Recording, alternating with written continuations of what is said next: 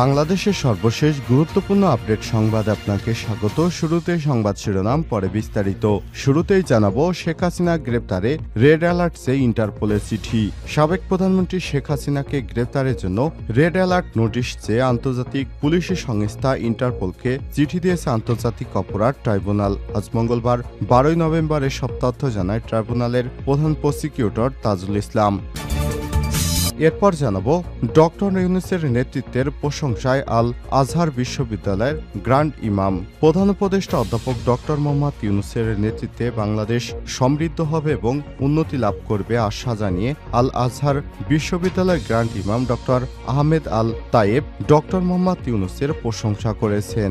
আজ সকালে আজারবাইজানের রাজধানী বাকুর রিটোস কার্লটন হোটেলে ডক্টর আহমেদ আল তায়েবের সঙ্গে অধ্যাপক ডক্টর মোহাম্মদ ইউনূসের সাক্ষাৎকার অনুষ্ঠিত হয়।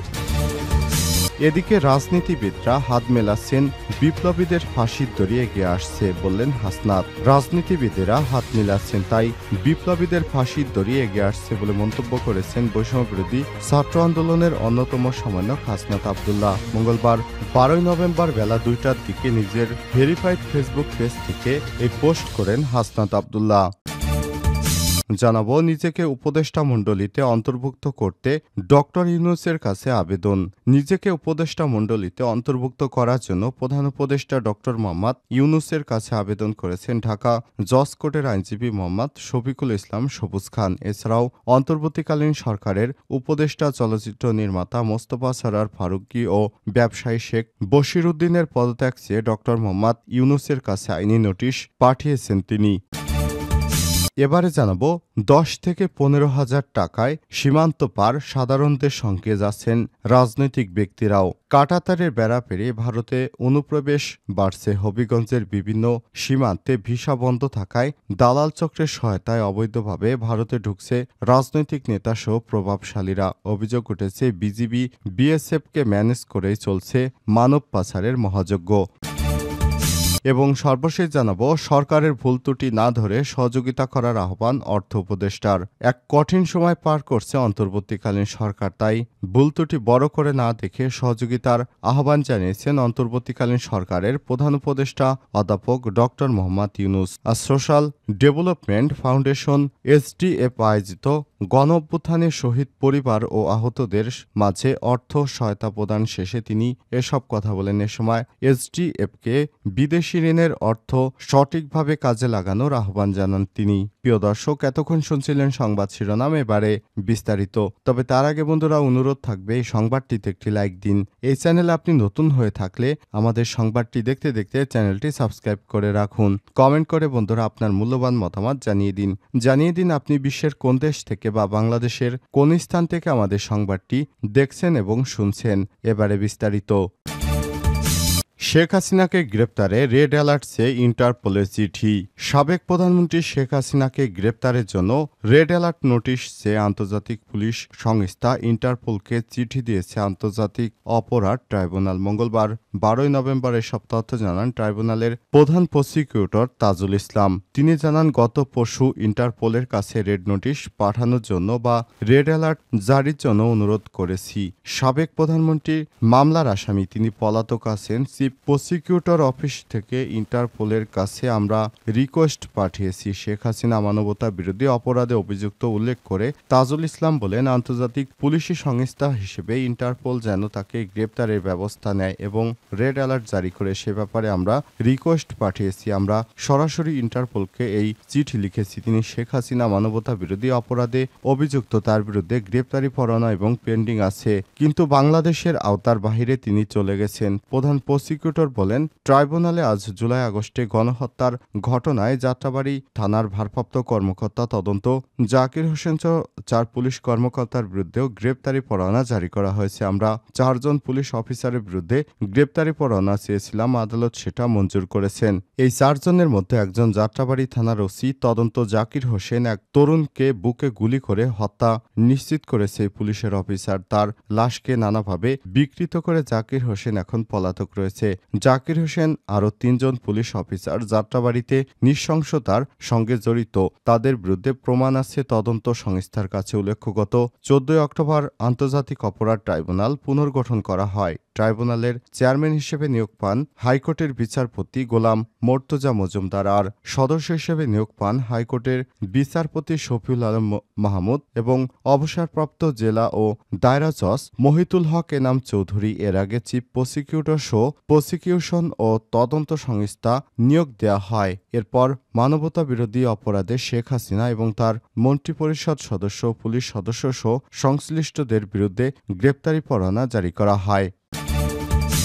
ডক্টর ইউনূসের নেতৃত্বের প্রশংসায় আল আজহার বিশ্ববিদ্যালয়ের গ্র্যান্ড ইমাম। প্রধান উপদেষ্টা অধ্যাপক ডক্টর মোহাম্মদ ইউনূসের নেতৃত্বে বাংলাদেশ সমৃদ্ধ হবে এবং উন্নতি করবে বলে আশা জানিয়েছেন আল আজহার বিশ্ববিদ্যালয়ের গ্র্যান্ড ইমাম ডক্টর আহমেদ আল তায়েব। মঙ্গলবার ১২ নভেম্বর সকালে আজারবাইজানের রাজধানী বাকুর রিটোস কার্লটন হোটেলে ডক্টর আহমেদ আল তায়েবের সঙ্গে অধ্যাপক ডক্টর মোহাম্মদ ইউনূসের সাক্ষাৎকালে এসব প্রশংসা করেছেন তিনি। এ সময় অধ্যাপক ডক্টর মোহাম্মদ ইউনূসকে হাজারো বছরের পুরনো প্রতিষ্ঠান আল আজহার বিশ্ববিদ্যালয়ে বক্তৃতা প্রদানের জন্য আমন্ত্রণ জানান গ্র্যান্ড ইমাম ডক্টর আহমেদ আল তায়েব। আল আজহার বিশ্ববিদ্যালয় বাংলাদেশি শিক্ষার্থীর জন্য ফুল ফান্ডেড স্কলারশিপ ঘোষণা করবে বলেও জানান তিনি। গ্র্যান্ড ইমাম বলেন, আপনার নেতৃত্বে বাংলাদেশের ভবিষ্যৎ নিয়ে আমরা আশাবাদী। আপনি একজন বিচক্ষণ মানুষ।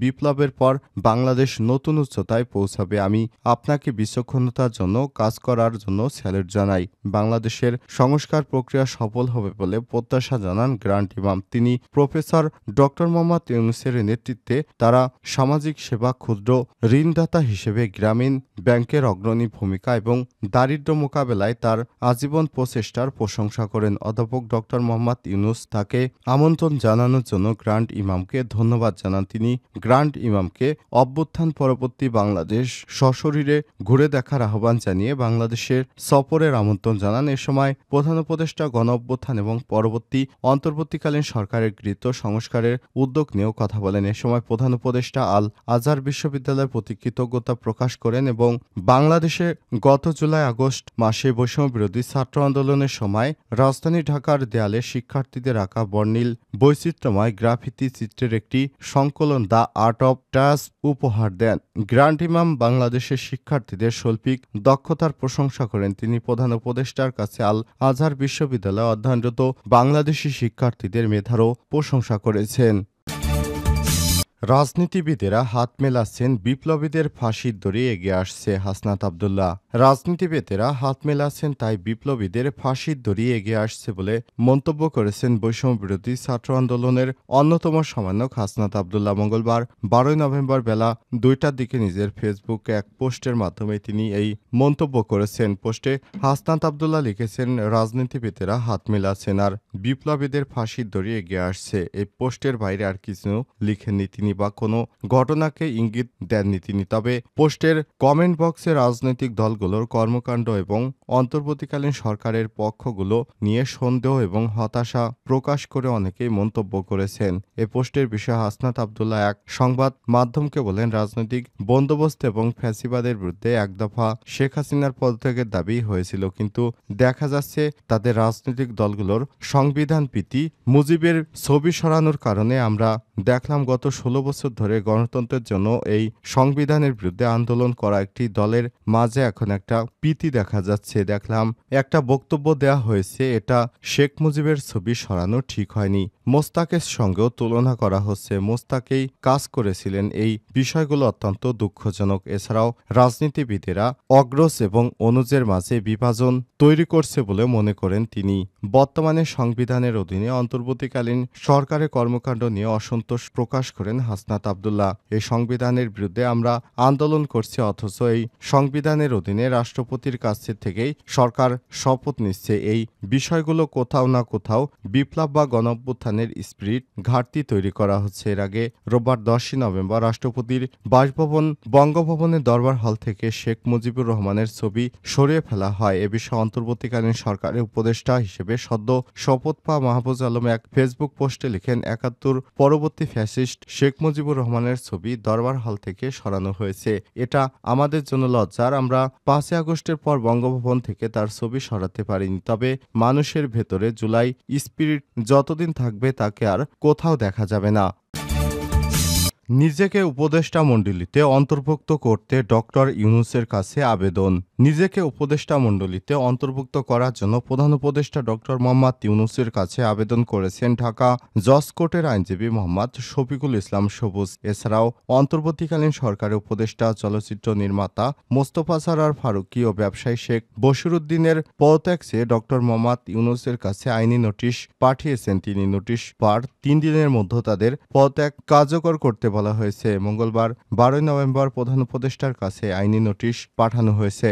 নোটিশে বলা হয়েছে, চলচ্চিত্র নির্মাতা মোস্তফা সরোয়ার ফারুকী ও ব্যবসায়ী শেখ বশিরউদ্দিন গত 10ই নভেম্বর সন্ধ্যায় উপদেষ্টা পরিষদে শপথ গ্রহণ করেছেন। বিগত 16 বছরে তার ইতিহাসের সবচেয়ে বড় ফ্যাসিস্ট ও গণহত্যা নায়ক খুনি হাসিনার পতনের পর সাধারণ ছাত্র জনতা ও দেশবাসী একটি সুন্দর সরকার চেয়েছিল।